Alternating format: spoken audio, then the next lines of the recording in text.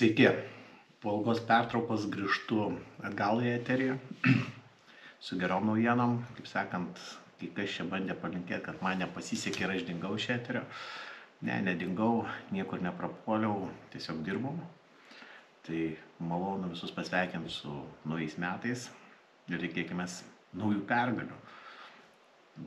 Kaip sakant, šitam rytų fronte. Taip, šiandien sausio 5 diena, 1047 karo diena, beveik paskutinį kartą buvau prieš 48 dienas. Visai ilgas laiko tarpas, frontas nesugriuvo. Aišku, jį stebėjau, bet nedariau video apžvalgų. Tai yra dėl dviejų priežasčių. Tai pirma priežastis - laiko nebuvimas. O kodėl laiko nebuvimas? Todėl, kad reikėjo šiek tiek padirbėti. Ir padirbės susijusius dalykus su frontu. Tai pirma, reikėjo uždirbti pinigus dronams, ką mes ir padarėm, surinkom 40 testavimo dronų, išvežėm, pratestavom, turim rezultatą. Kai darėm testus, lygiai greičiai buvo sukurta viena iš programų, sakykime, automatizuotų programų, kol kas apie ją detaliai nekalbėsiu, vėlgi važiuosim testuoti dabar neužilgo, gale mėnesio. Vėl ruošiam dronus ir vėl važiuojam. Tai vat, dėkui jums visiems, kas prisidedat prie palaikymo, rėmimo, tai yra bent jau remiat laikais, rašot komentarus, gerus, blogus, svarbu rašyti, pasistengti parašyti. Tai jau yra gerai, sklaida didėja kanalo, toliau remiat per Contribui. Mačiau, kai kas netgi neišėjus į eterį rėmėt ir neatsisakėt, netgi atsirado naujų rėmėjų, kas kišiausi. Tai vat, dėkui jums. Taip pat visiems, kas bent jau žiūrite kanalą, ir tai irgi yra, esu labai dėkingas. Tai va, šiandien galvojau, nuo ko pradėti po ilgo laiko. Iš tikrųjų, man dvi aktualios temos šiai dienai yra dronai ir, sakyčiau, kas vyksta kariuomenėje. Fronto linija, jinai tikrai nesugriuvo per tas 48 dienas, apie ją pakalbėsim. Aišku, šiandien iš ryto geros žinios prasidėjo, kad prasidėjo kontrpuolimas Kursko srityje. Ten turi daug klausimų, sakykime, bet pažiūrėsim po 2-3 parų, kaip tai atrodys ir kiek bus informacijos, nes dabar turim labai ribotą informaciją šitoje kryptyje. Toliau Charkovo kryptyje ruošiama gynyba, Iziumas ir Ustygo gyvenvietės pavadinimas. Miestelio tiksliau pavadinimas. Tai šitie miestai ruošiami gynybai, jau dabar ruošiami, nesvarbu, kad iki fronto daugiau negu 30 km. Česif Jaras vis dar nepaimtas, Toreckas vėlgi nepaimtas, kai sakė, kad Pakrovskas bus jau visiškai paimtas iki naujų metų. Šiai dienai matom, kad kol kas dar tik ties Kurachovo didžiausi mūšiai vyksta ir ten nukreipta visi pajėgumai. Tai va, tiek trumpai apie tai, kas vyksta fronte, apie tai biškį vėliau detaliau. O dabar aš sakysiu savo nuomonę apie tai, kas vyksta kariuomenėje. Pasigirdo, kad griūva frontas, daug dezertyrų ir taip toliau, taip toliau. Taip. Visa tai yra tiesa. Frontas nesugriuvo, jisai galbūt taktiniam lygmenį, sakykime, pačiam žemiausiam kažkur tai griūna. Ką vadinam griūna, jeigu po biškį įsitraukinėja, tai nėra griūtis, griūtis yra tada, kada yra nevaldoma. O dabar tiesiog taip yra. Kodėl tai yra? Tai apie tai buvo kalbėta jau labai seniai. Tai yra pirmas dalykas, ką turi ukrainiečiai, tai tikrai liūtus karius. tą noriu pasakyti, liūtus karius. Aš, kaip ir sakiau, prieš vasario 24 dieną 22 metų, kad Ukraina gali kris tik tada, jeigu nepasipriešins liaudis. Jeigu liaudis pasipriešins, tai yra liūtai. Ir čia yra ir stiprioji pusė, ir silpnoji pusė. Kadangi liūtams suvaldyti reikalingas labai stiprus liūtas. O čia yra bėda. Dėl ko aš taip kalbu? Kalbu tai, kad kariai yra paruošti, kariai kariauja, nori kariauti, bet nėra vadovavimo, nėra planavimo. Vadovavimas žiūrėti monitorius ir sakyti, kad ugnis ten, arba darom tą, tai nėra operacija, dar kažkas. Tai yra tiesiog laužų gaisrų gesinimas.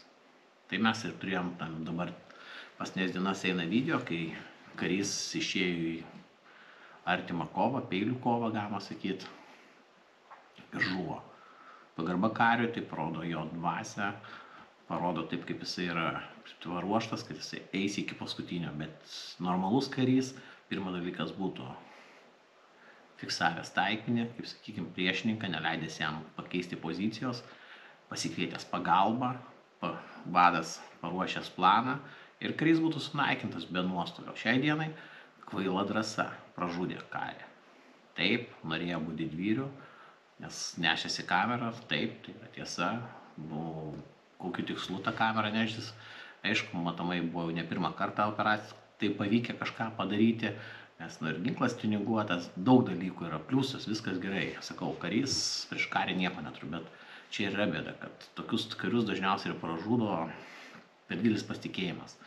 Kartais yra geriau gerai paruoštas planas su gerais vadais ir silpnai paruoštais kariais, negu gerai paruošti kariai ir vadai nežino, ką daro, nes pasikliauja kariais, o karys nemato viso fronto. Tai mes turim situaciją būtent, kada grįžta kariai iš fronto, kaip sako, kaip vadai nemoka kariaut, čia ypač pamokantis, grįžtantis iš fronto, grįžta ir pradėjo sakyti, kad generalitetas nesupranta, ką kariaus mūsų gynybos štabas, kaip kariaus ir kas ten per priešas. Gynybos štabas tikrai žino. Galiu pasakyti, tikrai vyrai žino. Ir šioje vietoje stovėsiu, nesvarbu, kad aš daug kritikuoju vidiniai aplinkoje tą pačią kariuomenę. Esu ne tas, kuris nuolankus vaikšto su valdiškais batais, einu kaip savanoris, ateinu ir nesu valdiškais batais, žino, kad ateisiu, gausiu, žinau, kad irgi velnių, bet toks gyvenimas man svarbu patogu būtų. Tai čia galim daug kur kritikos duoti šitiems reikalams, bet realiai, ką aš matau, tai tikrai daro analizę, bendrauja, renka informaciją ir kariuomenė nerašys didžiųjų straipsnių, kaip ruošiasi ginti priešą, nuo priešo gintis. Tai vat šitoj vietoje nedarom spaudimo ir leidžiam kariuomeniai vadovauti ir kariuomeniai ruoštis, nes mes nesam generolai, nesam baigę aukštųjų mokslų.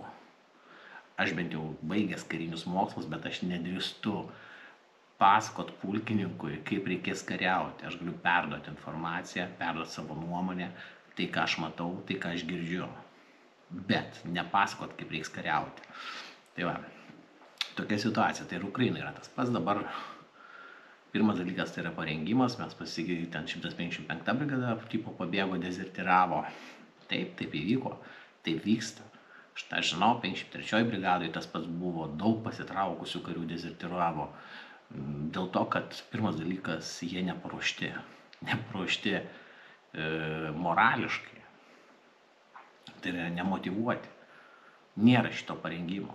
Paruošti kaip ginklą laikyti galima, bazinius dalykus galima, bet prie to reikia ruošti ir motyvuoti, kad jie būtų kariais, o ne ginkluotais civiliais asmenimis. Nes didžioji dauguma naujokų tai yra ginkluoti civiliai asmenys, nesvarbu, kad su uniforma. Aš taip įsireiškiau dėl to, kad nėra motyvacijos. Kas yra motyvacija? Motyvacija kovoti prieš priešą, bet jis turi turėti garantijas. Kas bus, kaip jis užeis, nepaliks jo mūšio lauke ir taip toliau. Tai čia yra vėlgi planavimas, tai yra atsakomybė aukščiausių vadų.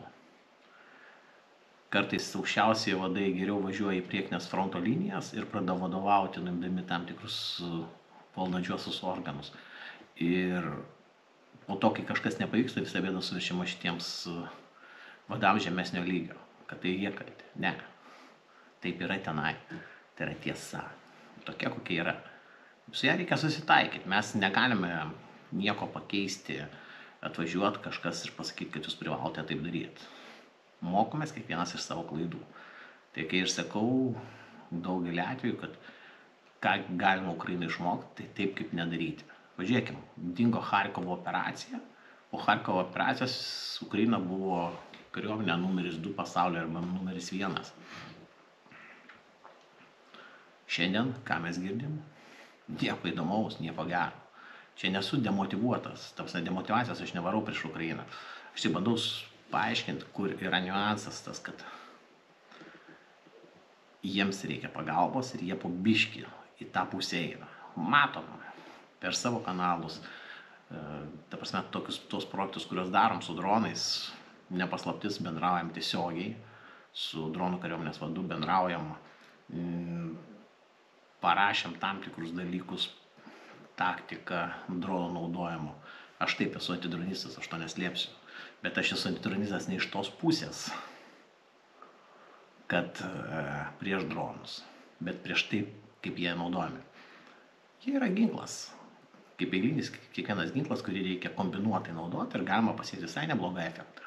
Bet apie tai, kai ir sakiau, rytoj. Tai va, šitoj vietoje vadovybė, ką pirmą klaidą padarė, tai yra Ukrainos kariuomeniai, kad nepervedė į divizijos lygmenį. Dabar kariama brigadų lygmenyje. Už brigados stovi OTU vadas. Bet OTU vadas neturi įrankių tokias, kokias turi divizija. Tai yra ginkluoti ir visą kitą. Ta prasme, jis yra daugiau toks štabas OTU, toks gaunantis iš generalinio štabo nurodymus, ką daryti ir perduodantis brigadams. Nebent padedantis pakonsultuojantis. Viskas. Tuo ir baigėsi. Arba OTU vadas atvažiuoja pas brigados vadą pastato šalia ir pradeda pats vadovauti brigadai, nors jokio plano nedaręs. Tai va čia yra niuansas, kad Ukrainos bet kurios brigados paklausė, kokia tavo užduotis gynyboje, pasakys naikinti priešą. Tai taip, naikinti priešą visų užduotis, bet gynyboje yra užduotis, kokį rezultatą aš noriu pasiekti, turiu žinoti po savaitės, po mėnesio, po 2. Tai yra mano tiksliniai taikiniai, targetingas, kas yra svarbiausia. Va čia yra visa esmė. Jeigu aš nežinau, ką aš darysiu gynyboje, aš žinau puikiai, kad kiek bestovėsiu, jinai bus pralaužta ir man teks trauktis. Jeigu aš turiu planą, sakykime, sunaikinti priešo logistinius sandėlius savo lygmenyje, jeigu tu esi bataliono vadas iki bataliono gylio, brigados iki brigados lygio, ten tarsi logistikos sandėlius, užminuoti logistinius kelius, kaip surasti priešo logistinius kelius, kuriais juda, juos užminuoti, daryti siurprizus, jį naikinti, vadavietės naikinti, nuo skyriaus, aišku, kurių nėra greičiausiai, pradėkime nuo bataliono iki brigados lygmens, vadavietės naikinti, aptikti, sandėlius, suplanuoti, ne tai, kad kiekvienu atveju, kiekvieną dieną naikinti, ne, galima juos stebėti, surinkti sąrašą, padaryti kur kas kaip yra, suplanuoti, pasitraukti ginkluotę, paprašyti, kad priskirtų, įrodyti aukštesniam vadui, kad man reikia ir padaryti tą operaciją. Tai vadinamas planavimas, ką mes ir turime būtent NATO pajėgose, ko nėra Ukrainoje. Jie su to nesutinka, bet pažiūrėsim, kaip šiandien įvyks operacija Sučoj. Aš kol kas nenoriu kritikuoti jos, bet pagal pirminius duomenis operacija gan gražiai atrodo, kaip ir vėlgi neturim rezervų, rezervai buvo pritraukti, kaip matom, ir juda į priekį. Gerai, einam prie žemėlapio, kai tik atsidarinėju žemėlapį Kursko srityje. Tuoj atsidarysim žemėlapį. Taip, Kurskas, kur čia mūsų. Taip, kaip tiek atsidariau Kurską, kai matom. Reikia prisiminti, kaip naudotis žemėlapiu. Seniai naudojas. Taip, biški yra iššūkių. O, viskas gerai. Tai va, ką mes turime? Viena iš puolimo krypčių. Tai yra Bolšoje Soldatskaja. Kai matom, šiam momentui neleis padidint, yra čia gyvenvietė užimta ir lygtai jau užimta šičia kažkur iš viena iš gyvenviečių. Aš grubiai piešiu, kad suprastumėt, kas vyksta. Ir aišku, judėjimas į Bolšoje Soldatskają. Tai šitas kelias eina į Kurską.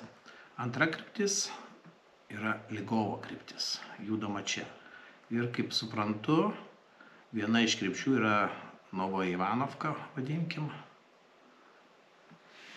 čianai, vien tik tam, kad sulaikyti vieną iš brigadų, kovinių brigadų, neleisti judėti jai kaip paramai.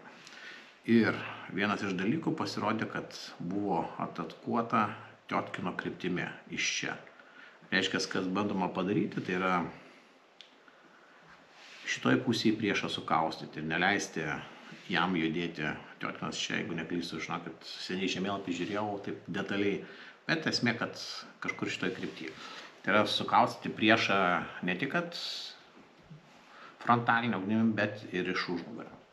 Tai va, turim tokią situaciją, daugiau informacijos kaip ir nėra apie šitą kryptį per visą dieną, bet daug vaizdų yra, daug panikos rusų propagandistų Telegram kanaluose, nuo kurių tikrai atitolau, nebuvo kada taip stipriai žiūrėti, bet matau dabar, kas vyksta, sakau, situacija įdomi.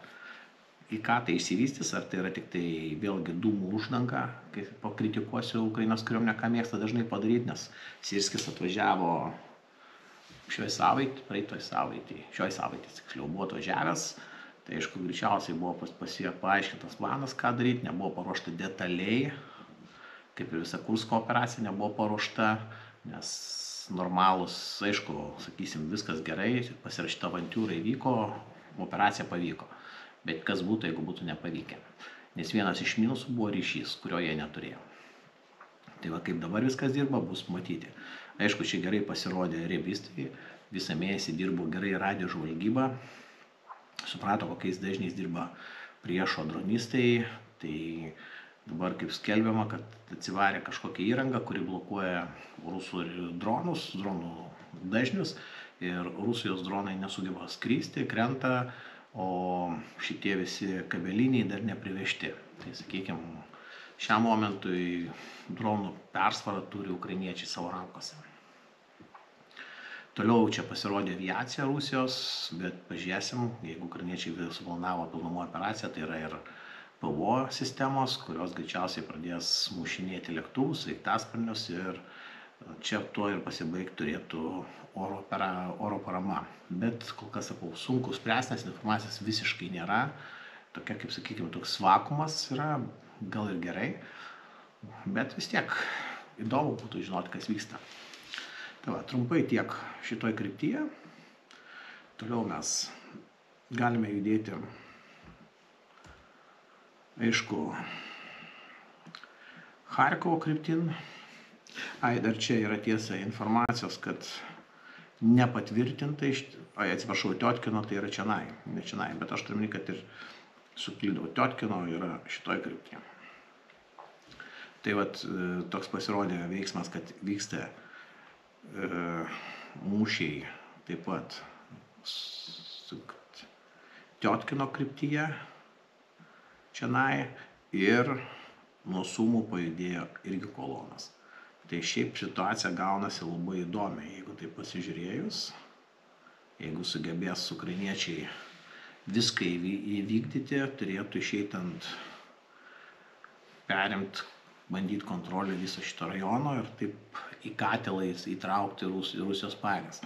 Bet čia būtų optimistinis variantas, kuris gali būti sumąstytas. Kol kas yra sunku spręsti, sakau, reiks pažiūrėti po 2-3 dienų, daugiau po 3-4 dienų, nes realiai 72 valandom dažniausiai būna planas pirmas ir po 72 valandų vyksta perplanimas, reorganizacija. Matoma, kas įvyko, ką daryti toliau. Tai vat atrodo taip. Toliau, kaip ir minėjau, einam link Charkovo krypties.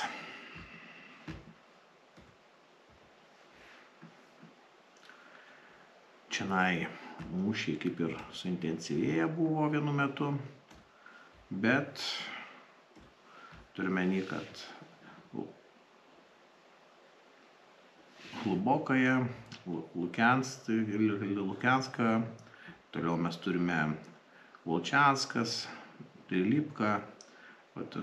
Šitose kryptyse mūšiai buvo suintensyvėję, bet vėl jas aprėmė ir čia kol kas situacija yra be pakitimo. Ką mes turime toliau? Kaip ir minėjau, turime Iziumą ir viename gyvenvietė pametęs esu.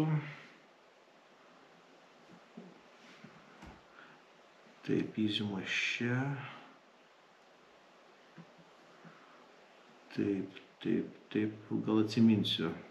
Esmė yra tokia, kad Charkovo krypties vadas, sakykime, gubernatorius, pranešė, kad būtent pradėti ruošti miestai. Iziumas vienas iš miestų, būtent gynybai, nes kadangi jeigu priešas pralaužtų gynybą, tektų vykdyti būtent, kad būtų viskas pasiruošta ir nebūtų tokio didelio siurprizo, kaip buvo su kitais miestais. Tai vat šitoje vietoje bent jau pradėjo ruoštis gynybai. Pažiūrėsim, ar tai duos kažkokios naudos, neduos, ar tai yra tik tai reklaminis triukas, kas ir būna kartais pas juos, bet kol kas šiam momentui vertinu kaip teigiamą dalyką ir galiu pasakyti, tikrai sprendiniai yra teisingi ir man, labai pasirodė tokie apgalvoti. Aišku, mačiau, kaip ruošiama ir Limano kryptis, jinai buvo ruošiama, lyginant su kitom kryptim, aš jį mačiau, kaip ruošiama šita kryptis yra ir čia tikrai netgi įvykus prasilaužimams neturėtų griūti frontas, sakykime taip. Taip, mes ką turime, tai mes turime dabar mūsų gerai žinomą kryptį Senkovė, tai vat šiandien priešas po biškį veržėsi, kai matom, galima pažiūrėti, kas įvyko grubiai, kai pasikeitė, sakykime, 30-ai, grubiai, kai matom, tai va čia situacija tokia yra būtent šitoje kryptyje, tai yra būtent Senkoven išėjo, priešas išėjo, čia kaunasi 3 brigada ir, kai matom, šiai dienai tiek yra atkovotos teritorijos ir vis dėlto išėjo ant Senkovės perkelos, toliau bando išeiti ant Borovos. Bet šiandienai dar kol kas čia nėra dėjęs, bet priešas ruošia 2 perkelas, nori turėti ir judai čia. Jeigu žiūrim mūsų Sinkivką, kurią bando priešas paimti, tai galim pažiūrėti lygiai taip pat 30 dienai, kai matom visiškai nedaug čia yra pajudėję šitoje kryptyje, praradimai nedideli, griūties lygiai taip pat nėra, kai matot. Taip, toliau. Aišku, čia mūšiai vyksta intensyvus. Toliau įtemptas ir situacija yra Ivanivka, Terny. Tai čia priešas turi iniciatyvą.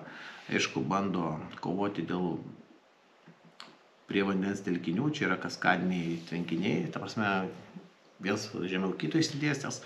Ir jie bando vis perimti šitą vietą, bet kol kas nesėkmingai. Jeigu žiūrint Limano kryptyje, tai vienas iš nedėkingų darinių, kas gali būti, tai yra būtent šita vieta, turbūt, jeigu aš neklystu.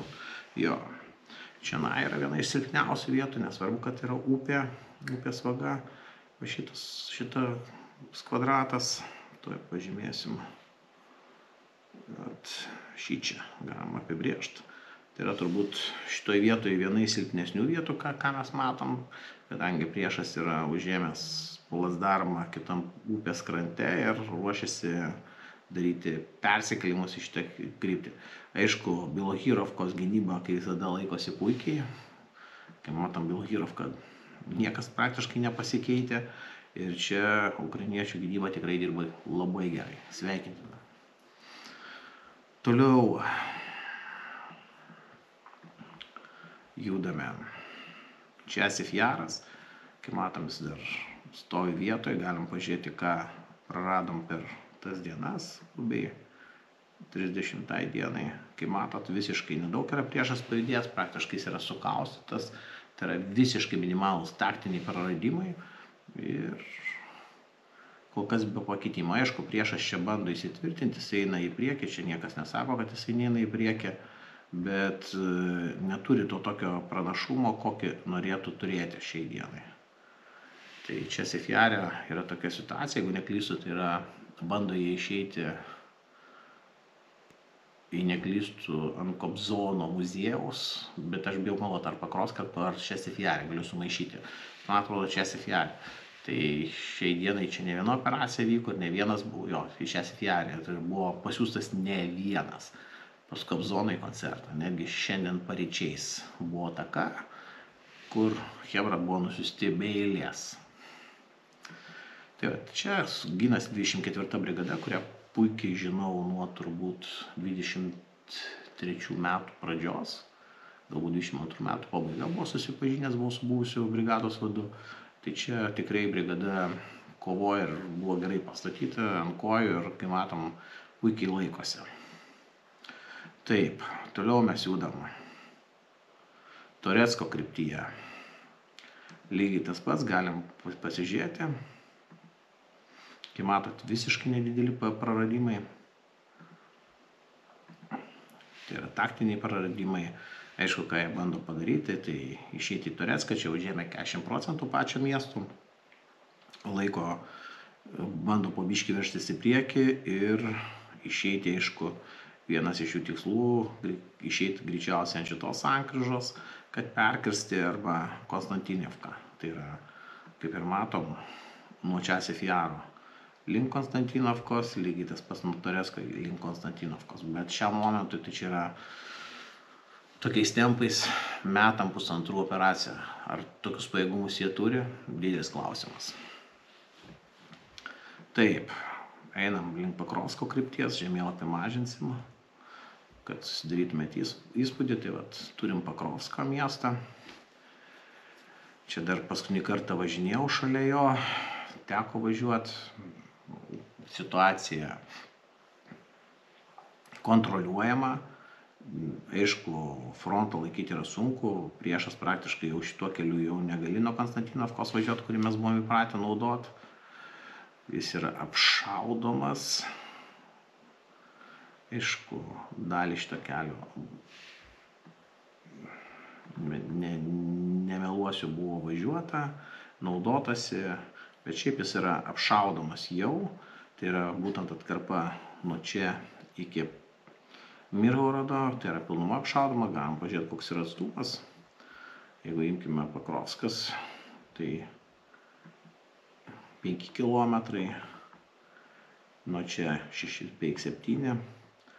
Tai vat, ką bando daryti, ką matom, tai kaip ir kalbėta, priešas bando pirmiausiai nejudėti statmenai link Pakrovsko, o bandyti apeidinėti Pakrovską. Iš vienos pusės. Aišku, bandė per Mirhorodą, bet dabar jau, kai matom, judama link šitos vietos. Aišku, viskas taip pat juda link Mirhorodo. Mirhorodas yra naikinamas miestas. Ir tokiu būdu bandyti apeiti Pakrovską, atkirsti. Ir čia bus jau didelis problemas. Kaip sakant, logistinis kelias, geras kelias bus užkirstas. Čia bus iššūkių su logistika, bet nieko nėra neišsprendžiamo, viskas yra padaroma. Yra kitų kelių, šalutinių kelių, mažesnių kelių, bet kol kas situacija tokia, kad čia priešas turi tikrai iniciatyvą, ukrainiečių gynyba sunkiai laikosi. Kodėl laikosi sunkiai, tai vėlgi dėl motyvacijos. Motyvacijos kodėl nėra? Pirmas dalykas, vadai nesugeba motyvuoti karių. Tai reiškia, čia yra didžiausia bėda, apie ką mes ir kalbam šitam kare. Toliau didžiausia mūšiai vyksta Kurachovo krypty. Čia link Pakrovsko nepajudės tol, kol greičiausiai nebus baigta Kurachovo operacija. Čia grėsia apsupimas, galima sakyti. Tai aišku, tas apsupimas jau grėsia ilgą laiką šitai vietai. Tai jeigu priešas uždarys šitą per Konstantinopolį, labiau Konstantinopolį, tai va, uždarytų šitą vietą ir tada jau būtų daug bėdų. Bet čia kol kas ukrainiečiai laikosi puikiai, net duoda lengvai už teritorijos. Mūšiai vyksta prie vamzdžių gamyklos ir šiluminės elektrinės, būtent šitoje vietoje. Pagrindiniai mūšiai čia, ukrainiečiai gan stipriai ir gerai laiko gynybą. Kuo detaliau pažiūrėsim kitom dienom, šiandien aš noriu taip greitai apibėgti, kas vyksta fronte, aišku, yra prarastos pozicijos, kai matot, ne viena pozicija, priešas pajudėjo šitoje kryptyje, gan, negaliu sakyti, kad gan stipriai, bet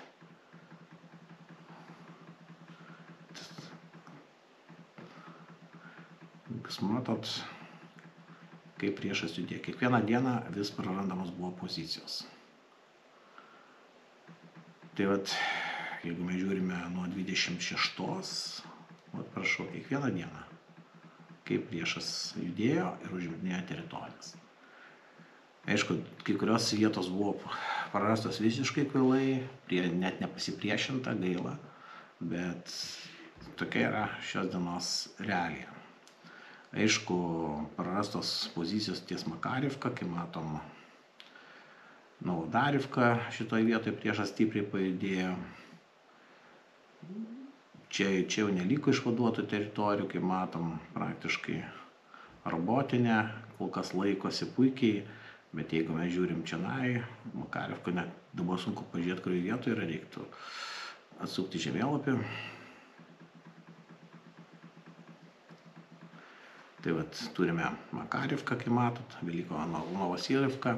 Čia grėsė ir apsupimai, buvo kalba, kad Makarivkoje buvo apsupti ukrainiečių padaliniai, dėl to kilo skandalas viso šito Deep State projekto, likimas ant to buvo pakabintas, čia užvažiavo, nes kadangi, sakau, čia daug yra niuansų dabar tos trinties valdžioje, vėlgi dalykas tai, kad ir rinkimai greičiausiai artėja, bando juos vis dėlto organizuoti. Tai kai matom, priešas dabar bandau apeiti Velyką Novosilovką, šitoje vietoje vėlgi padaryti apsupimą. Tai čia priešas tikrai turi iniciatyvą, kai matom, bet frontas, kai sakau, negriūna, kai bando pasakyti, kad frontas sugriuvo, nesugriuvo. Kai matom, robotinė puikiai laikosi Zaporižės kryptis. Čia atėjo vienas iš mums žinomų vadų Lietuvoje, ta prasme, su šituo vadu brigados generolu tarnavę ir mūsų vadai yra, būtent Ukrpolo Batas, kur buvo Lenkijoje, jis buvo tuo metu to bataliono vadas, 95 brigados vadas buvęs, aišku, kilo karjeros laiptais per 3 metus, dabar yra brigados generolas. Pažiūrėsim, kaip seksis, tai jis atsakingas už šitą kryptį. Kol kas, kai matom, ta kryptis laikosi, bet čia rusai bando sutelkti savo pajėgumus, bent jau pagal tą, ką mes matom, ir smogti greičiausiai judant link Orychovos krypties. Dar viena sudėtingesnių situacijų yra, tai turbūt, sakyčiau, formuojama. Taip, judam prie Chersono, tai čia situacija yra tokia, kad teko evakuoti žmogų, mamą, kurią šeimą evakuavom dar esant okupacijoje. Tai buvo priimtas sprendimas greitas, kad reikia evakuoti, nes gyvena prie Antonovkos tilto ir ten tikrai vyksta jau dideli apšaudymai. Rusai puikiai bando perimti salų kontrolę ir čia įsitvirtinti ir tokiu būdu apšaudyti kairį Dniepro krantą. Tai va, tokia situacija šiandien yra fronte.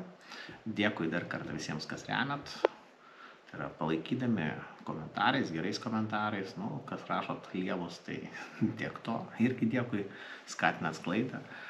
Kas remiat per Contribui, palaikydami projektą, tai tikrai pagelbėjo, ypač dronų projekte.